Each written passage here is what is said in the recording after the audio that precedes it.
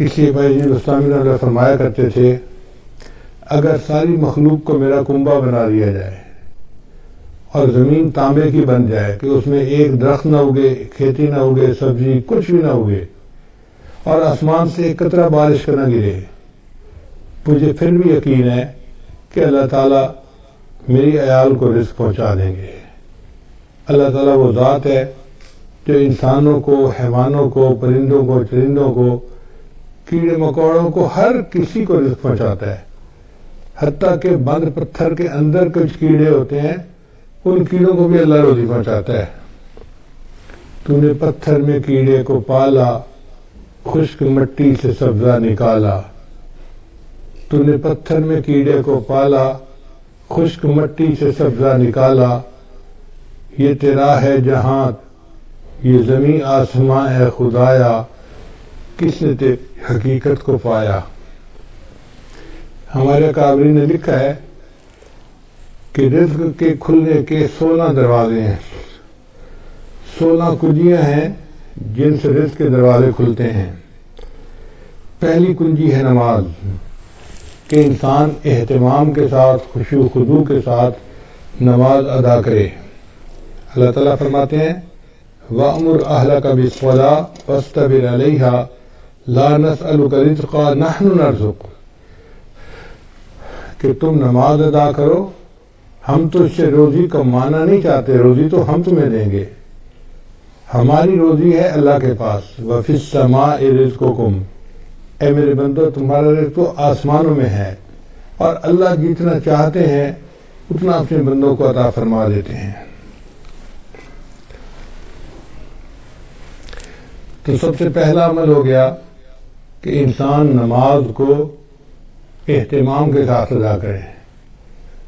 آج ہم نماز تو پڑھتے ہیں مگر جیسے مرغا ٹکریں لگا رہا ہوتا ہے، ہم بھی اسی طرح اٹھک بیٹھک کر رہے ہوتے ہیں، دل دماغ کہیں اور پہنچا ہوا ہوتا ہے، جس کی وجہ سے نماز کی برکتیں سامنے نہیں آتی۔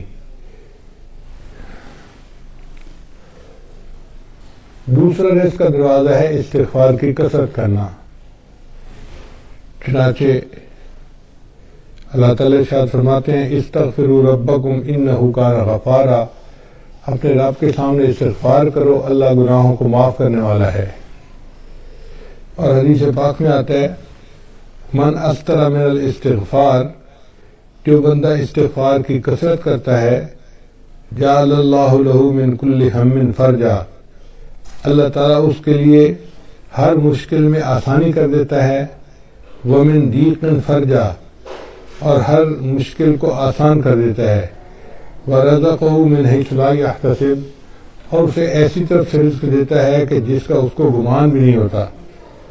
تو گویا استغفار کے زیادہ کرنے سے اللہ تعالیٰ بندے کو رزق ایسی طرف سے دیتے ہیں جس کو اس کو گمان ہی نہیں ہوتا، اور اس کے رزق کی پریشانی کو دور کر دیتے ہیں۔ پھر تیسرا رزق کا دروازہ ہے اللہ کے راستے میں خرچ کرنا، اس کو کہتے ہیں انفاق فی سبیل اللہ۔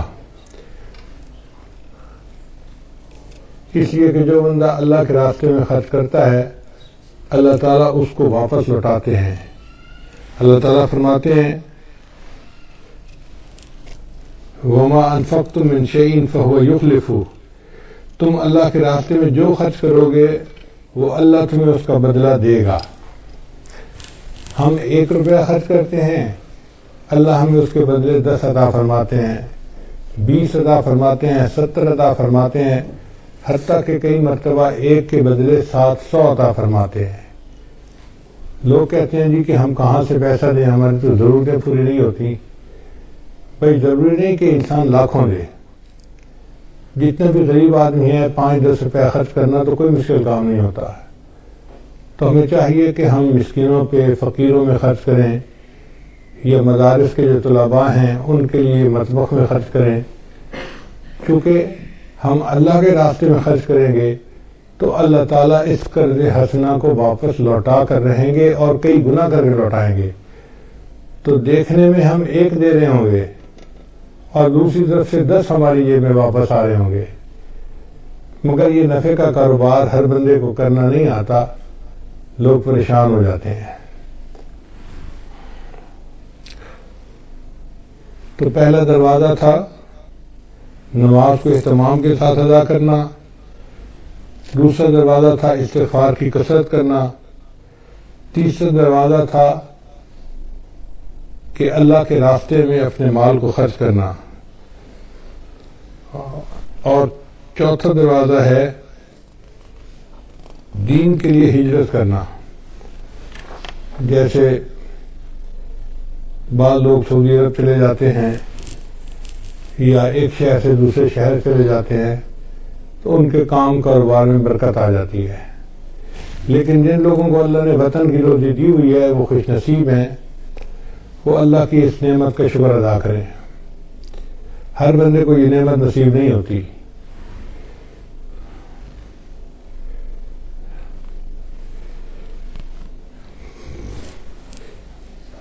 پھر چوتھا عمل ہے تقوی اختیار کرنا۔ اللہ تعالیٰ فرماتے ہیں وَلَوْ أَنَّ أَهْلَ الْقُرَىٰ آمَنُوا وَاتَّقَوْا لَفَتَحْنَا عَلَيْهِمْ بَرَكَاتٍ مِّنَ السَّمَاءِ، اگر یہ بستی دیسوں والے ایمان لاتے، تقوی کو اختیار کرتے تو ہم ان کے لیے آسمان سے برکتوں کے دروازے کھول دیتے۔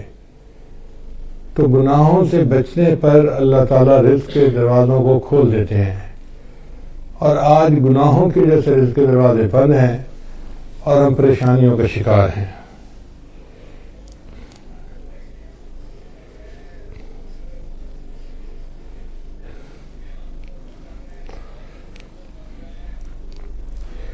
پھر پانچواں عمل جو رزق کے دروازے کھولتا ہے وہ ہے عبادت کی کثرت کرنا۔ حدیث مبارکہ ہے، اللہ تعالیٰ ارشاد فرماتے ہیں،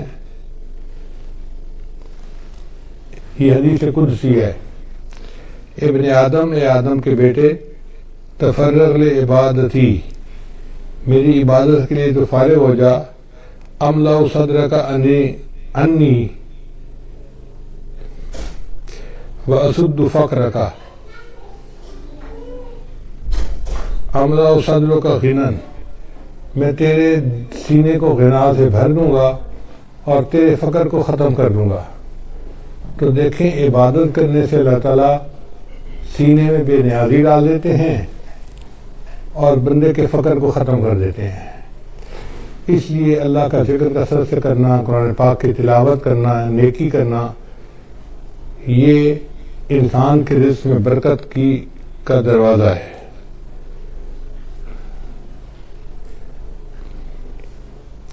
اور اگر تو ایسا نہیں کرے گا تو تیرے ہاتھ کاموں میں الجھا دوں گا اور لوگوں کی طرف تیری محتاجی کو ختم نہیں کروں گا۔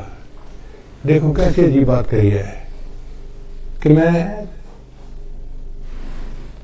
تیرے ہاتھ کو کاموں میں الجھا دوں گا، ویسے تو بڑا مصروف نظر آئے گا، یہ کر رہا ہوں، یہ دے رہا ہوں، یہ لے رہا ہوں، یہ فائل آ رہی ہے، یہ جا رہی ہے، یہ آرڈر ہے، یہ فلاں ہے، ہاتھ تیرے کام میں الجھے ہوں گے، مگر تیرا فقر ختم نہیں ہوگا، تندرستی ختم نہیں ہوگی۔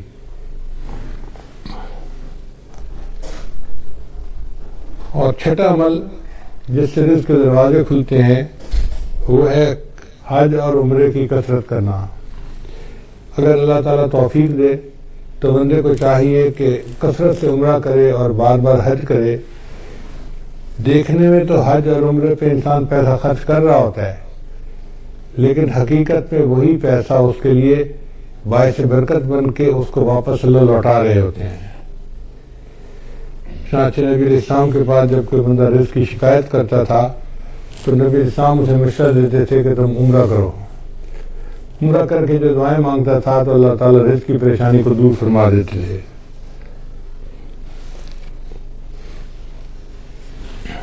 ساتواں عمل جس سے رزق کے دروازے کھلتے ہیں اس کو کہتے ہیں صلہ رحمی۔ صلہ رحمی کا مطلب یہ ہے کہ جن کے ساتھ خونی رشتے ہوتے ہیں ان کے ساتھ محبت کا تعلق رکھنا، ان کے ساتھ پیار محبت کا ریلیشن رکھنا اور غم خوشی میں ان کے ساتھ رہنا، اس کو صلہ رحمی کہتے ہیں۔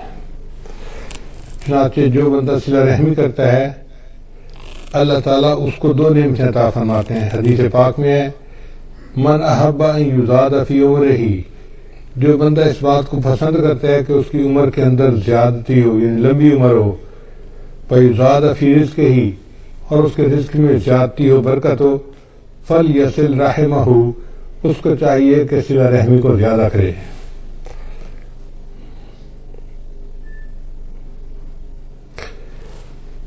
پھر 8واں دروازہ ہے رزق کے کھلنے کا، کمزوروں سے حسن سلوک، کہ جو لوگ کمزور ہوتے ہیں، بیمار ہوتے ہیں، بوڑھے ہوتے ہیں، ان کے ساتھ حسن سلوک کرنا۔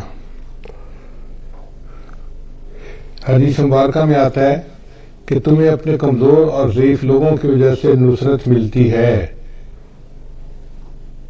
اللہ تعالیٰ قرآن میں فرماتے ہیں وَلَوْ يُؤَاخِذُ اللَّهُ النَّاسَ بِمَا كَسَبُوا، اگر اللہ تعالیٰ پکڑ لیتا انسانوں کو جو عمل وہ کرتے ہیں، مَا تَرَكَ عَلَى ظَهْرِهَا مِن دَابَّةٍ، تو زمین کی سطح کے اوپر کوئی ایک بھی جاندار باقی نہ بچتا۔ اگر اللہ پکڑنے پہ آتا نا جو تم اعمال کرتے ہو، تو کوئی انسان نہ بچتا، کوئی جانور نہ بچتا، زمین کے اوپر کچھ بچتا ہی نہ۔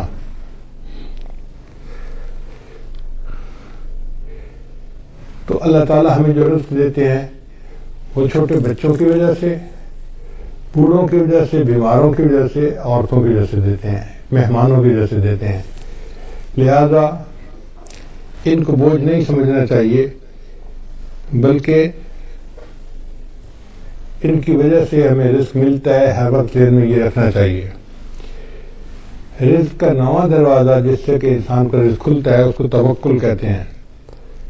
توکل کا مطلب یہ ہے کہ انسان اللہ پر امید رکھے، اپنی طرف سے کوشش کرے اور نتیجہ اللہ پہ چھوڑ دے۔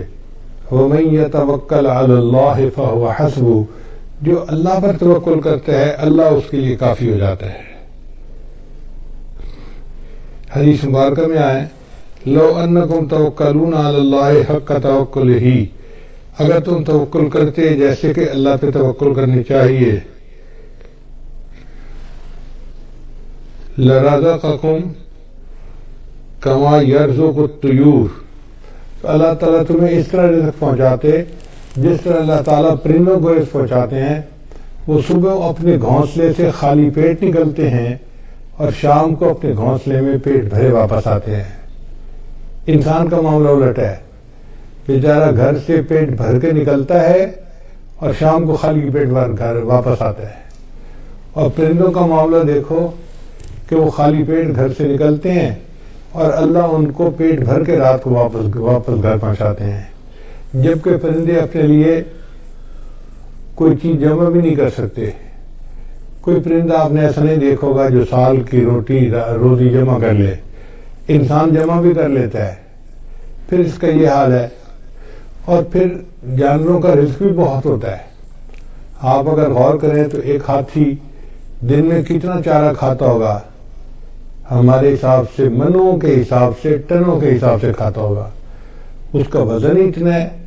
اور ہم نے جہاں بھی جنگل میں ہاتھی دیکھا اس کو ہر وقت چرتے ہوئے دیکھا۔ تو جو ٹنوں کے حساب سے کھانا کھاتے ہیں ان کے پیٹ اللہ بھر دیتے ہیں، اور انسان بیچارہ کتنا کھا لیتا ہے، بڑے سے بڑا پہلوان ہو تو 2 روٹی، اس سے پیٹ بھر جاتا ہے بندے کا۔ تیسری روٹی دے بھی صحیح نا تو کہتے ہیں نا جی پیٹ بھر گیا۔ تو ہمارا پیٹ بھی چھوٹا ہے اور ہم گھر سے پیٹ بھرے نکلتے ہیں اور رات کو خالی پیٹ واپس آتے ہیں۔ بہتر ہے کہ ہم اللہ تعالیٰ کے اوپر توکل کریں، تو پھر دیکھیں کہ اس کی برکتیں کتنی ہوگی۔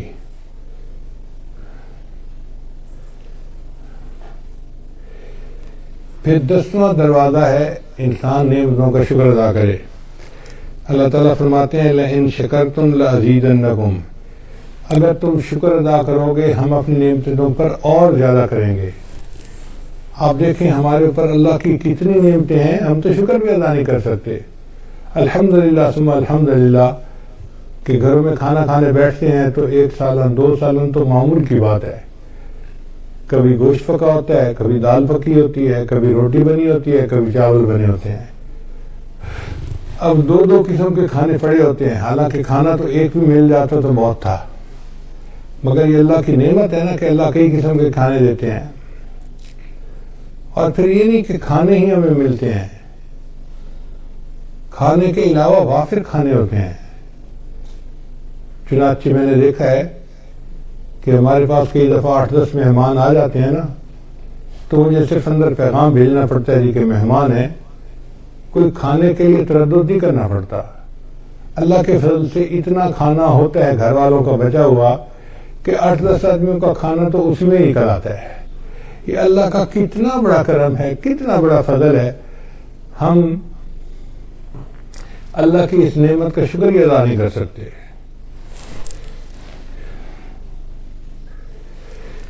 ابن عطا اسکندری رحمۃ اللہ فرمایا کرتے تھے، من لم یشکر النعمہ فقد تعرض لزوالها، کہ جس نے نعمت کا شکر ادا نہیں کیا، اس نے نعمت کو اب زوال کے لیے پیش کر دیا کہ اللہ مجھے یہ نعمت نہیں چاہیے.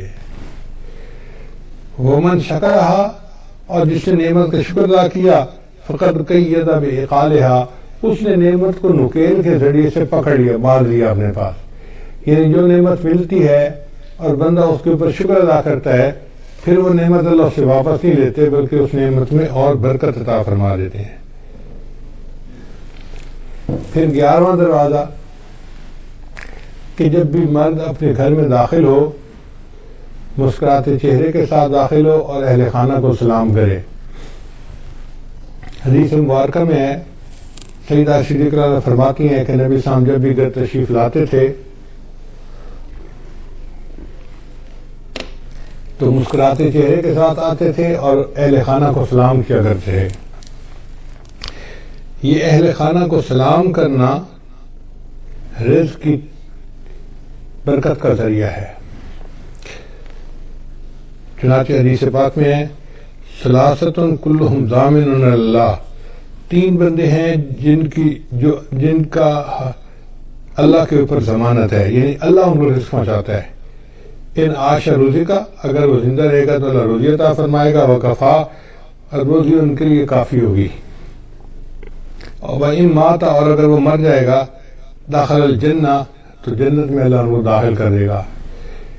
یہ کون 3 بندے ہیں؟ ان میں سے ایک بندہ ہے رجل، وہ بندہ داخلہ بیتہ، جو اپنے گھر کے اندر داخل ہو بسلام، اور گھر والوں کو سلام کرے، وہو ضامن اللہ، وہ اللہ کے ضمانت میں آ جاتا ہے.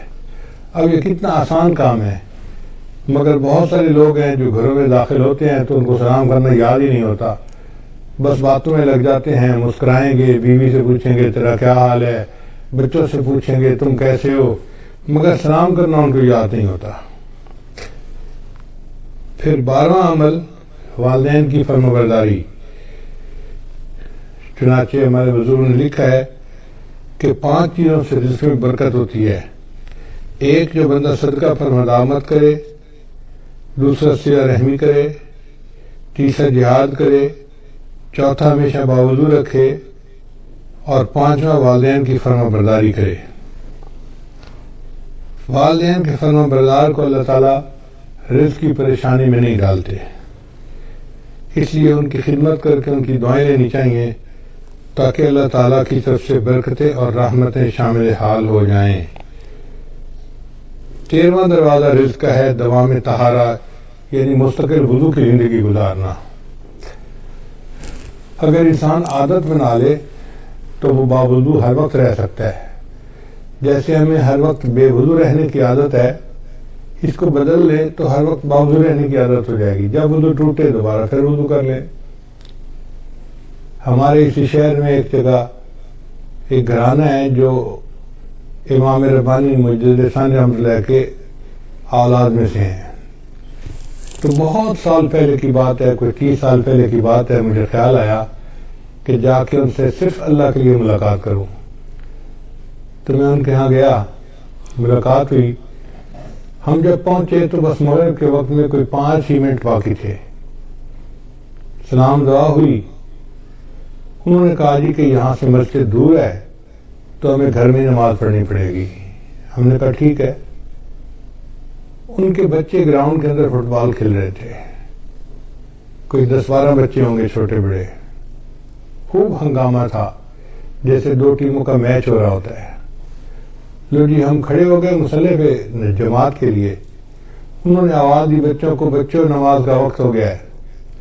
سارے بچے گراؤنڈ سے بھاگتے ہوئے آئے اور صف میں آ کے کھڑے ہو گئے.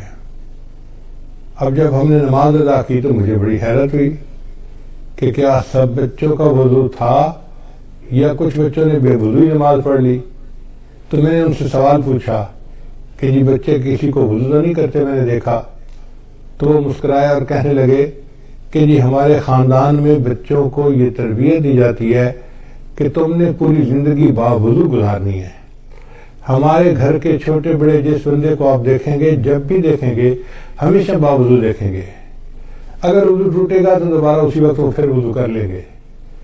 تو اگر ایسے خاندان آج بھی دنیا میں موجود ہیں کہ جن کے گھر کا ہر چھوٹا بڑا بندہ مرد عورت ہر وقت باوضو رہتے ہیں تو پھر اللہ ان کی روزی میں بھی برکت عطا فرما دیتے ہیں.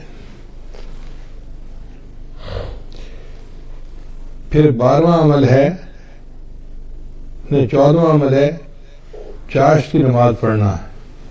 چاشت کی نماز ہوتی ہے دن کے 10 بجے 11 بجے جب ذرا سورج طلوع ہو جاتا ہے اور پاؤں جلنے لگ جاتے ہیں گرمیوں میں تو اس کو صلاۃ الضحیٰ کہتے ہیں, چاشت کی نماز کہتے ہیں. یہ وہ ٹائم ہوتا ہے جب اکثر مرد اپنے دفتروں میں چلے جاتے ہیں یا کھیتوں میں چلے جاتے ہیں یا اپنے کاروباروں میں چلے جاتے ہیں. اس وقت جو عورتیں اپنے خامدوں کو کاروبار پہ بھیج کے پیچھے مسلح پہ بیٹھتی ہیں اور نفل پڑھتی ہیں اس میں اللہ نے رزق کی برکت رکھی ہے. اب کتنی عورتیں ہیں جو رزق میں کمی کے شکوے تو کرتی ہیں لیکن وہ چاشت کی نماز نہیں پڑھتی کہ محنت کرنے کے لیے میرا خامد نکل گیا پسینہ تو وہ بہائے گا. اب اللہ کرے کہ اس کے رزق میں برکت ہو جائے اور ہمیں اللہ تعالیٰ رزق میں آسانی فرما دے. تو یہ نماز پابندی کے ساتھ پڑھنے کی ضرورت ہے. ہمارے بزرگوں نے لکھا ہے کہ جو بندہ چاشت کے وقت نماز نہ پڑھ سکتا ہو دفتر کی وجہ سے یا کاروبار کی وجہ سے یا دکان کی وجہ سے اس کو چاہیے کہ سورج نکلنے کے چند منٹ بعد جو اشراق کی نماز پڑھتے ہیں تو 2 رکعت اشراق کی نیت سے پڑھ لے اور 2 رکعت چاشت کی نیت سے اسی وقت پڑھ لے تو اس کی چاشت کی نماز ہو جائے گی. تو معمول بنا لینا چاہیے کہ چاشت کی نماز دفتر جانے سے پہلے پڑھ کے ہی جائیں. پھر 15واں عمل جس سے انسان اللہ تعالیٰ رزق کے دروازے کھولتے ہیں وہ ہے سورہ واقعہ کو پابندی کے ساتھ پڑھنا. حدیث مبارکہ میں آتا ہے من قرأ سورۃ الواقعہ کل لیلۃ, جس نے ہر رات میں سورہ واقعہ کو پڑھا لم تصب فاقۃ ابدا, اس کو کبھی فاقہ نہیں پہنچتا. عبداللہ بن مسعود رضی اللہ عنہ ایک بڑے مفتی قسم کے صحابی تھے, وہ بیمار ہو گئے. حضرت عثمان غنی امیر المومنین تھے, وہ ان کو ملنے کے لیے آئے. اللہ تعالیٰ نے عثمان غنی عنہ کو مال پیسے بھی بہت دیا تھا تو انہوں نے بات چھیڑی اور بات کرتے ہوئے کہا کہ عبداللہ بن مسعود آپ کی بیٹیاں ہی بیٹیاں ہیں, بیٹا کوئی نہیں. تو میرا دل چاہتا ہے کہ میں آپ کو بہت سارا مال ہدیہ دے دوں. یعنی میں اپنی طرف سے بتا رہا ہوں کہ جیسے میں آپ کو 5 لاکھ دینار یا درہم ہدیہ دینا چاہتا ہوں. تو انہوں نے انکار کر دیا, نہیں مجھے نہیں چاہیے. تو عثمان غنی نے فرمایا کہ آپ کی بیٹیاں ہیں, آپ کو تو پیسے کی ضرورت ہے. ان کا بیٹیاں تو ہیں مگر میں نے اپنی سب بیٹیوں کو سورہ واقعہ یاد کروا دی ہے اور میں نے ان کو بتا دیا ہے کہ مغرب کے بعد سورہ واقعہ پڑھ لیا کرو. نبی علیہ السلام نے فرمایا جو بندہ ہر رات میں سورہ واقعہ پڑھ لیتا ہے اللہ اس کو فاقے سے محفوظ فرما لیتے ہیں. یعنی ان صحابہ کا اتنا یقین پکا تھا کہ انہوں نے 4-5 لاکھ ریال ہدیہ لینے کے بجائے سورہ واقعہ کے اوپر زیادہ جو ہے نا بھروسہ کیا کہ اللہ تعالیٰ میری بچیوں کو فاقے سے بچائے گا.